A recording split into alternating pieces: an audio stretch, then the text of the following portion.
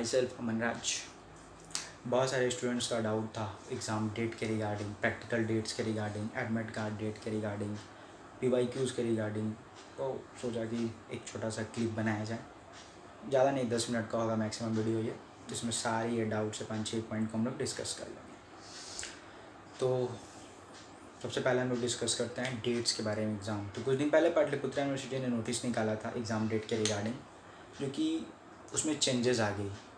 पहले उन्होंने डेट निकाला 21 अप्रैल से आपका एग्ज़ाम स्टार्ट था एंड 26 को आपका एग्ज़ाम ख़त्म हो रहा था, लेकिन 25 एंड बाद में 25 एंड 26 अप्रैल वाला एग्ज़ाम को ना आपका BPSC मेंस का भी एग्ज़ाम था, जिसके कारण मैच कर रहा था, जिसके कारण सेंटर वगैरह का इशू हो जाता है। तो फिर PPU ने रीशेड्यूल किया अपने एग्ज़ाम को। 21 अप्रैल से आपका एग्ज़ाम स्टार्ट हो रहा है एंड 3 मई तक चलेगा। डेट एक बार बता देते हैं आप लोग को। 21 अप्रैल को आपका एग्ज़ाम है, देन आपका 22 को है, देन आपका 24 को है, देन आपका 2 मई एंड 3 मई को एग्ज़ाम है। सेम वोकेशनल वालों का भी है एंड रेगुलर वालों का 2-3 दिन ज़्यादा चलेगा, मीन्स 8 मई तक आई थिंक चलेगा। हो गई बात, ये क्या बोलते हैं एग्ज़ाम्स की डेट्स की। अब हम लोग यहाँ बात करते हैं एडमिट कार्ड की। भैया एडमिट कार्ड कब तक आएगा? एडमिट कार्ड 14 अप्रैल तक तो यूनिवर्सिटी बंद ही है, तो एडमिट कार्ड आप लोग का 16 को कंफर्म आ जाएगा, 16 को शाम तक। एडमिट कार्ड, एक डिस्क्लेमर यहाँ पे, एडमिट कार्ड आने के 3-4 घंटे तक ना बहुत सारे स्टूडेंट्स का नहीं खुलता है। कुछ का तो आता है, खुल जाता है आधा एक घंटा में, लेकिन बहुत सारे स्टूडेंट का नहीं खुल पाता है। Record not found, data not found जैसा समस्या आता है, या फिर एरर बता देता है, कुछ भी बताता है। तो आप लोग पैनिक ना हो, रिक्वेस्ट है। ग्रुप में देखते हैं हम, कोई भी बहुत सारे ग्रुप्स है व्हाट्सएप टेलीग्राम पे, अपना डिटेल डाल रहे हैं, roll number, father's form number, father's, ये सब नहीं करो। ऑफिशियल डाटा हर जगह नहीं देना चाहिए आपका, मतलब किसी को आप जानते हो पर्सनली या फिर उन पर ट्रस्ट है तो ही उनके साथ डाटा शेयर करो। कहीं भी ग्रुप में कोई पूछ रहा है कि हाँ मेरा खुल गया, लाओ हम खोल देते हैं, बस दिए जाए, ये सब नहीं किया करो। थोड़ा वेट करो 5-6 घंटा, सबका एडमिट कार्ड खुल जाता है। यूनिवर्सिटी को आपसे पर्सनल दुश्मनी नहीं है, कॉलेजेस को एडमिट कार्ड इशू नहीं करेगा, तो निश्चिंत रहिए आप लोग। 5-6 घंटा वेट कीजिए, सबका एडमिट कार्ड खुल जाता है। डाउनलोड कीजिएगा, अच्छे से प्रिंट आउट निकाल लीजिएगा। और हाँ, एडमिट कार्ड का PDF जरूर रखना। अब पार्ट 3 पास आउट करोगे ना, रिजल्ट लेने जाओगे, मार्कशीट लेने जाओगे, हार्ड कॉपी जो आता है यूनिवर्सिटी से प्रिंट होकर, कॉलेज में एडमिट कार्ड मांगा जाता है। और ऑनलाइन ये क्या बोलते हैं रिज़ल्ट, उस टाइम बहुत सारे स्टूडेंट पागल घूमते रहते हैं। एडमिट कार्ड नहीं है, ये वो PDF फॉर्मेट में फ़ोन में रखना है। इफ़ लॉस्ट हो जाता है फ़ोन से भी तो एक भाई प्रिंट आउट निकाल लेना, 2-5 रुपये लगता है, सेफ से रखे रहना, बहुत काम आता है। पार्ट 1, पार्ट 2, पार्ट 3 तीनों का एडमिट कार्ड नहीं रहता है तो फिर रिजल्ट बेसिस पे भी कॉलेज दे देती है, लेकिन फिर वही सीट दर्द कौन लेने जाए, रख लो बेटर होगा पार्ट 3 का कम से कम। पार्ट 1 पार्ट 2 नहीं भी आपके पास बचा है तो। बात हो गई एडमिट कार्ड की। अब बात करते हैं एग्ज़ाम्स की कि कैसे एग्ज़ाम देना है। एग्ज़ाम तो आप लोग दिए ही हैं, पार्ट 1 पार्ट 2, कैसे एग्ज़ाम देना हम नहीं बता सकते हैं, आप लोग तो महारत ही हैं, आप लोग को पता ही होगा कैसे देना है, क्या देना है। हम बात करते हैं कि क्वेश्चंस कैसे मैच करवाना है। 2022 PYQs बहुत इंपॉर्टेंट होता है। देखिए बहुत सारे ग्रुप्स में आपको या फिर कोई भी सीनियर लोग आपको बोलेंगे 5 साल, 10 साल का, 6 साल का, 4 साल का PYQs कर लो। इतना करने का ज़रूरत नहीं है, पर्सनल एक्सपीरियंस बताया, या फिर हम पर्सनल ऐसा कुछ नहीं, आप भी एनालिसिस कर सकते हैं। 2022 का एंड 2023 का मार्क कीजिएगा, ईयर 2022 एंड 2023 का प्रीवियस ईयर क्वेश्चंस, ऑनर्स का, सिर्फ ऑनर्स पेपर का, GS का नहीं बता रहे, ऑनर्स पेपर का डाउनलोड करना है, कहीं से भी अरेंज करना है, दोस्त से मांगिए या फिर ग्रुप से, बहुत सारा व्हाट्सएप टेलीग्राम पे तो पर्सनली जिस ग्रुप को हम जानते हैं वहाँ जब आपको मिल जाएगा। 99% चांस है कि आप वहाँ पे, अगर आपके पास नहीं है उस ग्रुप में आस्क करो, मिल जाएगा। टेलीग्राम पर जाना, सर्च करना @PPU पटना ग्रुप ज्वाइन होना, वहाँ डालना अपना, मैसेज करना हेलो एडमिन या फिर कुछ भी, हम अपना ऑनर्स पेपर और ईयर लिख देना, 22-23 जो भी आपके पास नहीं, या फिर दोनों नहीं तो दोनों लिखना है कि 22-23 का पेपर चाहिए प्लीज़। मतलब प्रोवाइड करते हैं, एडमिन्स आपको प्रोवाइड कर देंगी।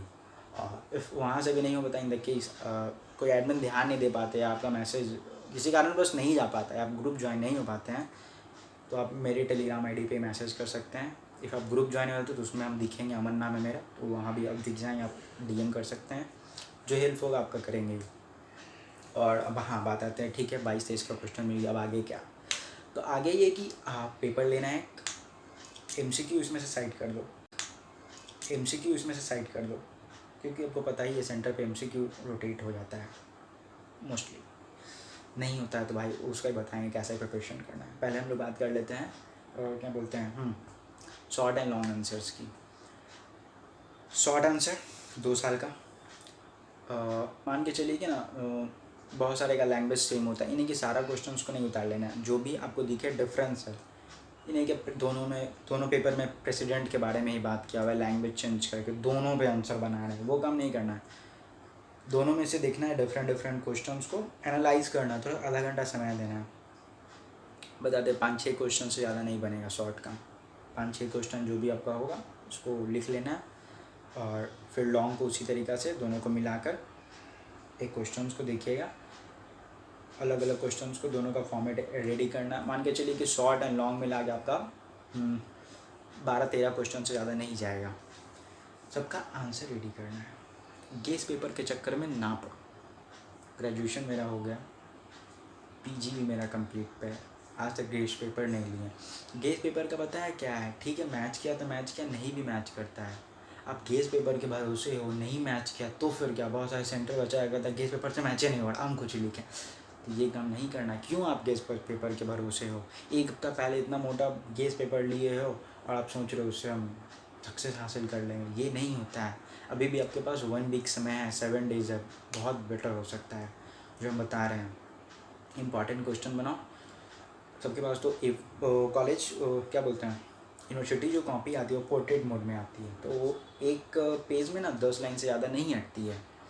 और तो क्या करो, शॉर्ट आंसर के लिए ना आप A4 साइज कॉपी होगा सबके पास, ठीक है। A4 साइज में फ्रंट पेज मतलब एक पेज होता है ना, एक साइड, बस एक साइड शॉर्ट का एक पेज में आंसर रेडी करना। 5 नंबर का शॉर्ट होता है, बहुत है, आप किसी भी पढ़े होगे 10 तक तो पता ही होगा शॉर्ट को कितना लाइन में, पहले तो नंबर बताया जाता था इतना, अब तो है कि 32 मिल गया तो 32 भर दो, वो काम नहीं करना है।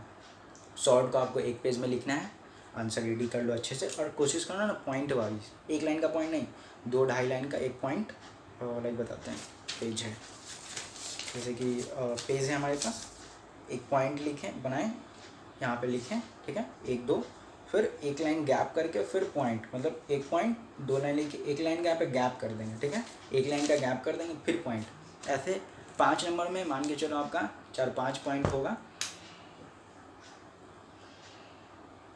4-5 पॉइंट होगा आपका, और 5-6 पॉइंट चला जाएगा इधर उधर मिला कर।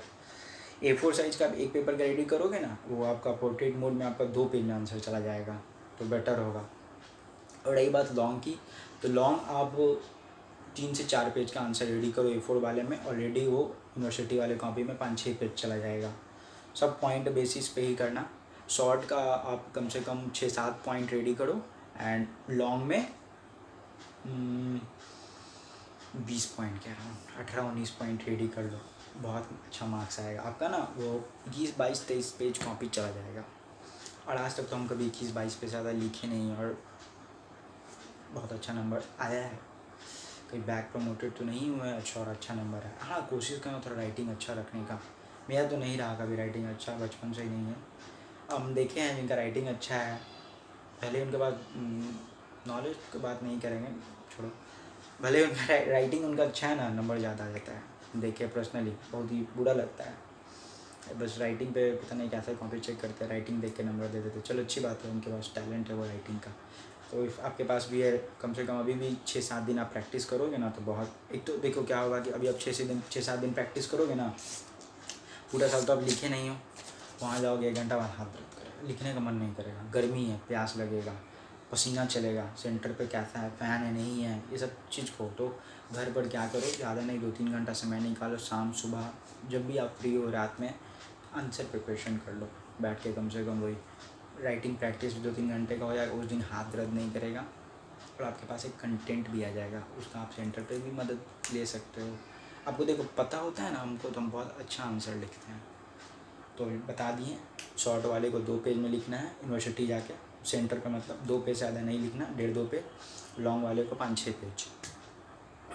बात है भैया ऑब्जेक्टिव का क्या करें, तो ऑब्जेक्टिव के लिए बताना चाहेंगे आप लोगों को कि 2 साल का प्रीवियस ईयर है जो, उसमें से ऑब्जेक्टिव देख लेना, गो थ्रू हो लेना। तो ऑब्जेक्टिव के लिए बताना चाहेंगे आप लोगों को कि 2 साल का प्रीवियस ईयर है जो, उसमें से ऑब्जेक्टिव देख लेना, गो थ्रू हो लेना। और फिर ऑब्जेक्टिव के लिए आपको 3-4 साल का करना पड़ेगा।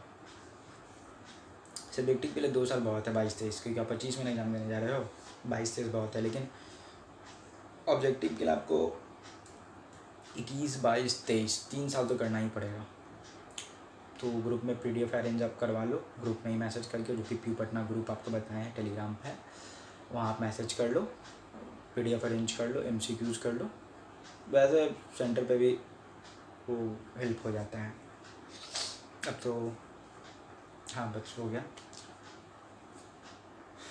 कॉपी नंबर, एक इम्पॉर्टेंट टिप्स एग्ज़ाम्स के बाद कॉपी नंबर लिख लेना एडमिट कार्ड पे, क्योंकि बाद में इफ़ आप एब्सेंट हो जाते हो, थ्योरी में एब्सेंट लग जाता है कितनों का, तो उसका वो कॉपी नंबर लिखोगे तो देन आप यूनिवर्सिटी एप्लीकेशन लेके जा सकते हो। और हाँ एक बात है, प्रोमोटेड वालों का, पार्ट 1 प्रोमोटेड है या पार्ट 2 प्रोमोटेड, उनका डेट शीट अभी नहीं आया है। जब तक हम वीडियो बना रहे तब तक तो नहीं आया है। एक बाद में आता है तो आपको ग्रुप्स या फिर जैसे भी आप कनेक्टेड हो, आपको इन्फॉर्मेशन आपको मिल जाएगी। मेरे अंदर से यूनिवर्सिटी बाद में उसको कुछ दिन बाद लेने वाली है, तो जो है उसका डेट आपको बता दिया जाएगा।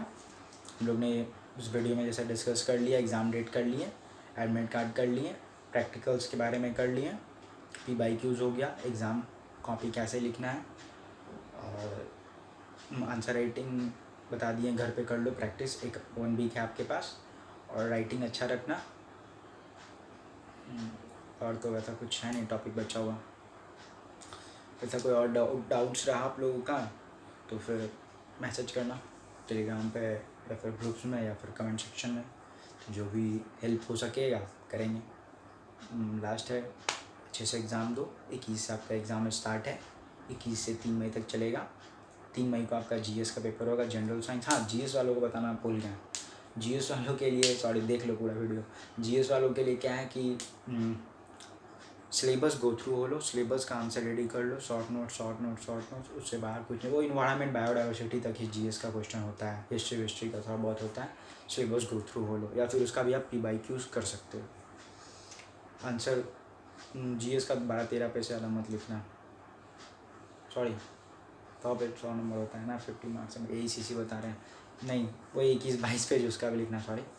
GS का सिलेबस गो थ्रू हो लो, बाकी ऑल द बेस्ट। 21 से एग्ज़ाम है, अच्छे से दो आप लोग, सारे लोगों का अच्छा नंबर आए। प्रैक्टिकल आप लोग जाकर सेंटर पर दे देना, मतलब कॉलेज में दे देना, एब्सेंट ना लगे, इन्हें कि सेंटर एग्ज़ाम दे दिए और प्रैक्टिकल नहीं दिए, तो ये काम मत करना।